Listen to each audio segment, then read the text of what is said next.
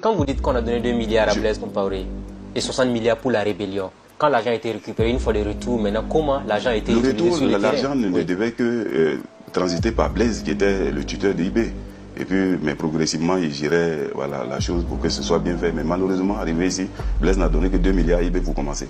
Et quelques armes, j'ai dit bien précis, j'ai dit quelques armes. Vous voyez, la télévision ivoirienne a montré une arme lourde, indéplaçable devant le camp d'Armand. Et vous dit que la Côte d'Ivoire est attaquée par un pays étranger, que voilà, cette arme-là, cette arme lourde-là ne pouvait pas provenir d'une rébellion, que c'est un pays vraiment qui les attaque. Et il y avait la deuxième arme lourde comme ça, était à Boaké pour déloger le cas Génie, pour prendre le cas Génie. Et la troisième était devant la BAE, un camp réputé proche pour Gbagbo, des extrémistes du. Donc voilà les 3 armes lourdes qu'on a déjà. Alors il y a eu des centaines.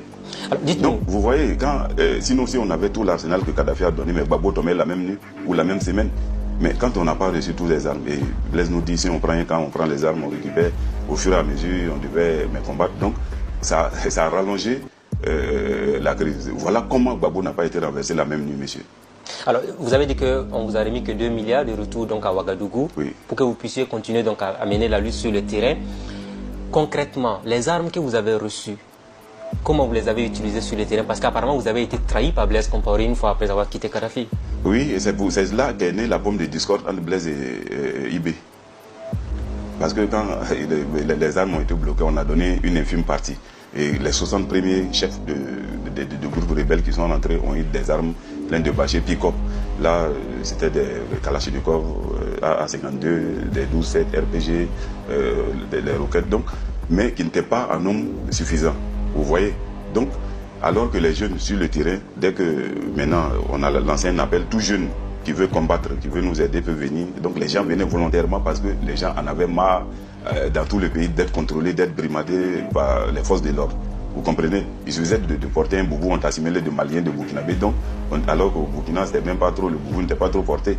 Et ce qui me fait rire, tous ces gens-là, Gbagbo a été aidé à l'époque par le Burkina pour pouvoir aller en France et un jour être président en Côte d'Ivoire. Mais une fois au sommet de l'État, il brimait. C'est vrai qu'il fait partie des acteurs politiques ivoiriens qui a trouvé refuge au Burkina Faso ici. Oui, et chose que moi-même, je n'ai pas encore reçue. Donc, c'est pour vous dire quoi. Dans la vie, chacun a sa chance, bien que le ministre de l'Intérieur, de Chevaux, Alpha Barry, il est de mon village, Niakara. Oui, il a fait la Côte d'Ivoire. Ministre des Affaires étrangères. Oui, le ministre des Affaires étrangères. Bon, j'ai écrit, demandé une demande d'asile parce que vu ce qu'il a fait, il y avait besoin un peu de couverture sécuritaire. Donc bref, je reviens au sujet pour dire que voilà comment est née la rébellion et voilà comment on a été trahi par Blaise. Le monde n'est pas fort, comme vous le dites. Mais c'est une trahison, oui, puisqu'en principe, voilà, il y avait 60 milliards, comme vous l'avez dit, mais il ne nous a remis que 2 milliards. Blaise IB était devenu quelqu'un de gênant qu'il faut donc éliminer, c'est-à-dire enlever de la rébellion. Vous voulez dire que Blaise Compaoré voulait éliminer Ibrahim Koulibaly? Non, pas l'éliminer physiquement, mais l'enlever de la tête de la rébellion. Voilà, le neutraliser. Parce qu'il en savait trop, monsieur. Quand on vous donne quelque chose et que vous voulez bloquer tout cet argent, mais et lui qui est le témoin, vous faites quoi? Bon, moi, je n'étais pas méconnu, j'étais son chargé de mission, machin. Donc, le problème, on ne pouvait pas, on s'entend. En tout cas, on ne s'est pas appris aussitôt à moi. Et quand j'ai observé les choses, à un moment, m'est donné, Blaise a fait croire à Bibé que le terrain est prêt. Il y a des gens en France que, voilà, dès qu'il arrive, il peut les contacter. Voilà, on leur a donné des numéros, il les appelle. Ces gens se font l'aider, comme Bob Dena le faisait. Et ce sont des mercenaires en renversé Gbagbo. Dès que IB rentrait avec le régiment français qui était en place, la licorne, ils allaient renverser Gbagbo et Blaise allait, et IB allait diriger la transition de 6 mois et faire des élections pour que voilà, Alassane arrive au pouvoir. Parce que, pas arranger Alassane, mais s'il y avait des élections claires, Alassane était tellement populaire qu'il allait gagner. Donc on fait croire cela à IB. Moi j'ai IB chez Djibril Mebasoulé. À l'époque, Mebasoulé, vous voyez, je ne sais pas bien le quartier, il habitait dans une maison basse, il n'était même pas dans un duplex. On est rentré, ça rentrait comme ça, et il nous a reçus là, dans sa villa, à 18h15 où il a donné le visa et le billet d'avion à IB. La France avait déjà donné, Blaise avait tout préparé. C'est moi qui ai accompagné IB encore ce soir à 18h où Basoulé nous a remis le billet d'avion et le visa. Et quand il a pris son avion, il s'est fait arrêter en France. Il avait fait une déclaration que dans 7 jours, il devait rentrer à Abidjan et que Gbagbo allait tomber. Donc il avait été piégé simplement par Blaise et autres. Donc voilà réellement ce qui s'est passé. Entre-temps, dès que la guerre a éclaté sur le terrain, Gbagbo, quand il a filmé ses armes, que je vous ai dit que Kadhafi nous a donné, ces armes lourdes, indéplaçables, quand on a frappé, que vous gagnez ou pas, si vous gagnez c'est bien. Là, vous récupérez vos armes. Mais si vous devez battre en retraite, ces armes-là, vous ne pouvez pas les prendre, puisque ces armes qui sont plantées là, au sol.